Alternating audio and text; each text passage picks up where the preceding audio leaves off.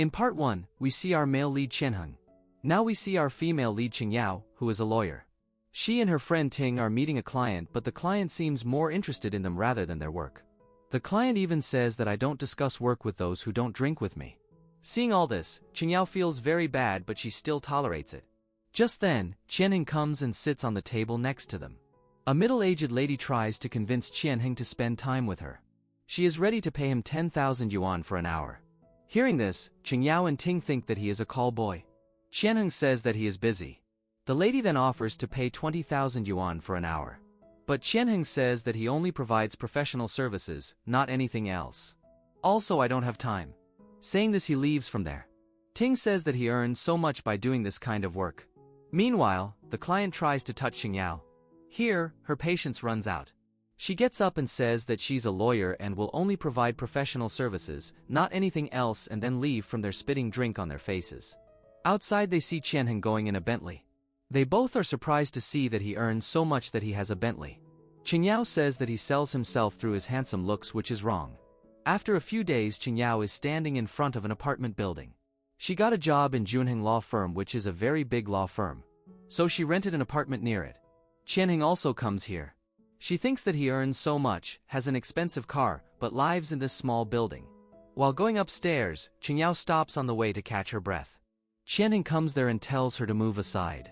Now when Cheng Yao sees Qian Heng standing in front of her apartment, she quickly goes there and says, "I have rented this apartment." She shows him by opening the door with her keys. Qian Heng also opens the door with his keys. Both of them then show each other their renting contract, which shows that they rented the apartment on the same date. Cheng Yao thinks that whoever enters the house first will have it. She tries to go inside the house, but Qian Heng pulls her outside. Cheng Yao's hairs fall in the house. She says that her hair entered the house first, so the house is hers, and tells him to go. But Qian Heng also goes inside. Now they call the landlord there. The landlord tells them that he is going through a divorce. He rented the house to Cheng Yao and his wife rented the house to Qian Heng. Cheng Yao tries to threaten him, saying, "I work in Qian Heng law firm. My boss likes me and he won't let me get bullied by you." Qian Heng looks a little surprised hearing this. The landlord says, "Fate has brought you together. You both share the house and I'll reduce the rent."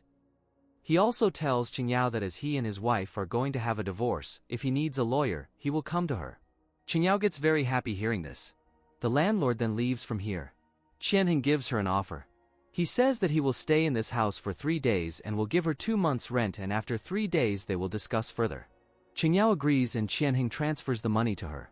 In the evening, Cheng Yao comes to him and starts telling him the rules of living together. She tells him not to bring anyone in the house. She then asks, "Even after being rich, why are you living here? Do you have some memories attached to this place?" She then starts giving him a lecture saying, "You are good looking and charming, but if you use this to earn money, then what will you do when you grow old?" Qian Heng is shocked to hear all this. He takes out his phone and says, "Speak whatever you want to say, I will file a defamation case against you." Hearing this, Cheng Yao runs from there. After a while she goes to his room and sees that he has set his room in such a way that there are more signs of a spirit than a human living there. There were such things in his room. She starts thinking that he may sacrifice me, or maybe he will call some evil spirits at night. She then goes to talk to him, but she hears him talking to a lady on the phone. Qian Heng gives her legal advice, and Cheng Yao, who is a lawyer, is also surprised to hear so much legal knowledge from him. Qian Heng opens the door and seeing her, he asks what she is doing. She says, "You look like a good person to me. You have so much knowledge, so you should leave the dirty work and do some good work. Why don't you try giving the judicial exam?" After listening to all this nonsense, he doesn't say anything. Qian Heng goes to the washroom, and as soon as he comes out, Cheng Yao starts disinfecting the washroom. He says, "Disinfection alone is not enough. Grab a cleaner and clean every corner." He then goes to his room. His friend Wu Jun calls him. Actually, his friend Wu Jun and he formed a legal firm together many years ago, and the name of the law firm is Qian Heng Law Firm, where Cheng Yao is going to work. We also come to know that Qian Heng actually suffers from insomnia, and that is why he had hung so many things in his room. Now he lies down to sleep. Cheng Yao is cleaning outside. She sings a song, and as Qian Heng listens to her voice, he immediately falls asleep. When he wakes up in the morning, he is surprised. He thinks that the new place and all these amulets are the reason why he slept so well. His mood gets spoiled when he sees that Cheng Yao had partitioned the whole house.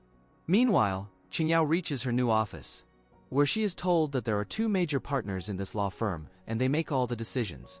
One is Wu Jun and the other is Qian Heng. Qian Heng didn't like to take photos.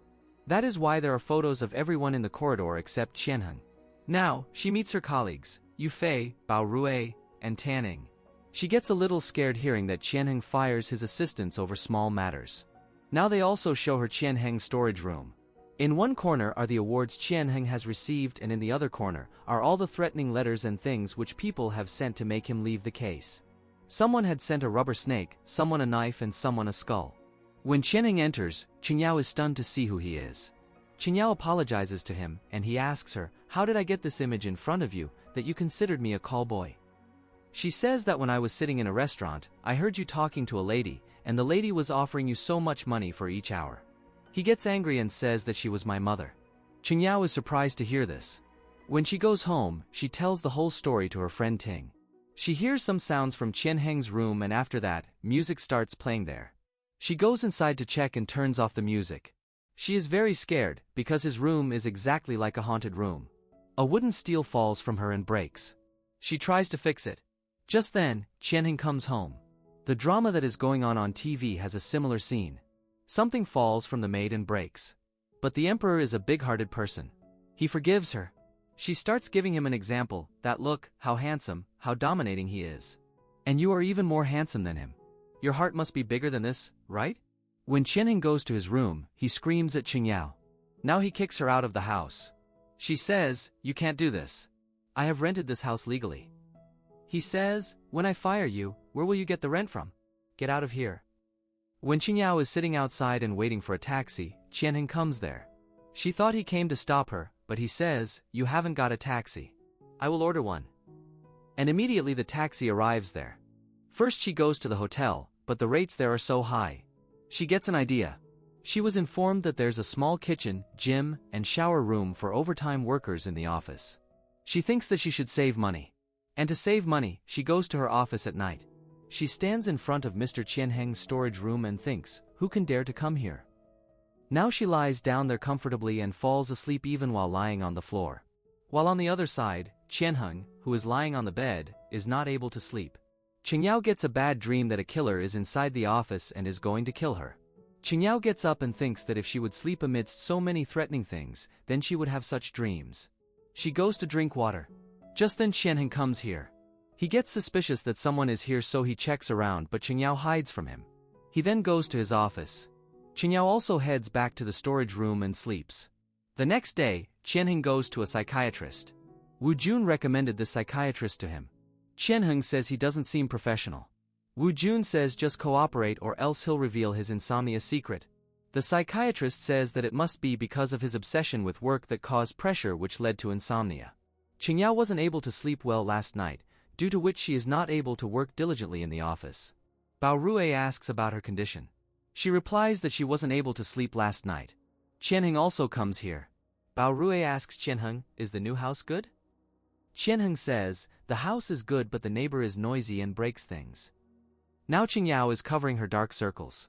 Tan Ning tells her that she will get used to it soon. When Cheng Yao comes out, she bumps into Qian Heng. He thought that Cheng Yao spent all her time on makeup. The meeting is about to begin. She then rushes to the meeting room. The discussion this time is about the subsequent property division of a divorce case. Qian Heng asks Bao Rui and Cheng Yao to compete for this case. Yu Fei and Bao Rui talk about the case. Qian Heng asks Cheng Yao, "What will you say about this?" But she doesn't have anything to say because everything that she knew, Bao Rui and Yu Fei had already said. Qian Heng tells her, "If you have free time from makeup, then do some studies. I don't like those people who give importance to external beauty. But they are not capable at all from inside. If your condition remains like this for a month, then I will not delay in firing you." Now Cheng Yao is sitting outside with a sad face. The next day, she hears some sounds early in the morning. She wakes up, it is 5 o'clock in the morning.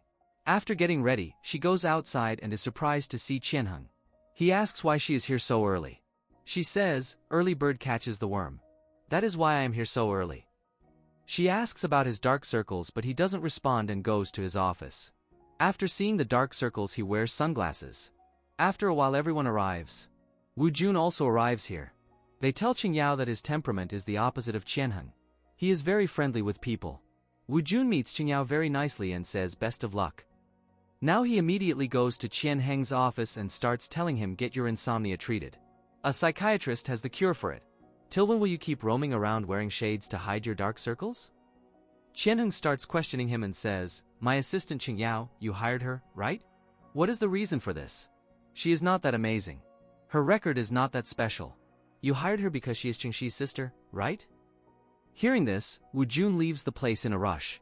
At night, Cheng Yao is waiting for Qian Heng to leave so that she can sleep peacefully. But Qian Heng is busy working overtime. She thinks, who will tell him that people die due to lack of sleep? After some time, Qian Heng leaves from here. Cheng Yao set up her bed and it takes her less than 5 minutes to fall asleep. Now, Qian Heng comes back to the office. Actually, he had suspected that something was wrong. When he goes and checks his storage room, he finds her sleeping there. He wakes her up. She wakes up and gets scared. Now, she is pleading with Qian Heng, please, let me stay here for 2 days. I will rent some place for my stay. I couldn't go to a hotel because I didn't have that much money. He forgives her and asks her, how do you fall asleep lying on the floor? She says, I just close my eyes and fall asleep. Qian Heng is impressed that she falls asleep so quickly. The next day, Cheng Yao wakes up early in the morning. It is raining today and the weather is looking very pleasant. Cheng Yao makes a nice breakfast for herself. Now she starts learning legal articles. In the meantime, Qian Heng arrives there. He asks her, why are you so happy while learning legal articles?